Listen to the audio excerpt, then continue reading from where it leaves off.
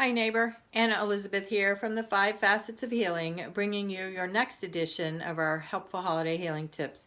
Today's tip comes from the self-care category, and it's all about planning for your pain.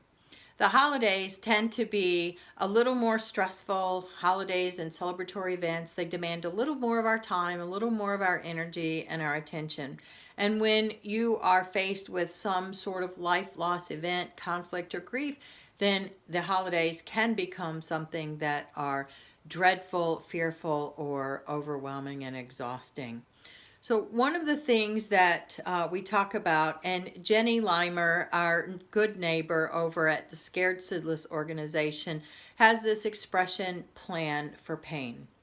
And one of the things that she talks about is just having things available that when you have a situation that feels like a crisis to you, you're feeling overwhelmed, you're feeling in distress, then have things that you can navigate to help you find a little peace and calm in the moment. And that's one of the things that we talk about in our workshops is how can you help yourself when you need it most? Now, by now, you probably know what some of your triggers are, your emotional triggers. You may not know all of them, journeyer, and that is to be expected. So please know that if all of a sudden you are sideswiped by something that you weren't expecting, just know that it's normal. Be gentle and kind to yourself. Don't bring out that hammer and start beating yourself up. But you may be aware of some of those triggers. And so think about what makes you feel good.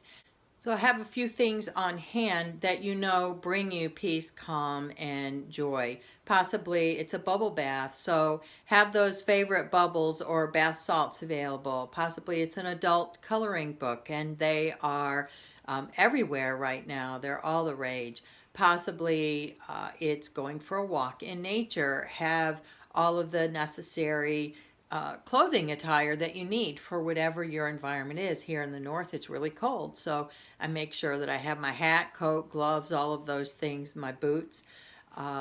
Possibly it's getting together with a friend or meditating or any of those things, curling up with a good book or sitting down with a good movie, a soak in the hot tub. Whatever brings you peace and joy, have as many of those resources available on hand, sort of a toolbox of sorts, or think of it as a little gift basket for yourself, so that when you start feeling overwhelmed or in distress, that you have those resources available to you and you can act rather than letting that overwhelm sort of snowball. So start getting those things together, journeyer. Pack up that basket for yourself. If you have tips or strategies that have worked for you, please share them, because as I like to say, together we are healing worlds of hurt. And if you'd like to know more about how you can find resolution in your conflict and grief, please visit us at the5facetsofhealing.com. As always, thanks for tuning in. Until next time, take care.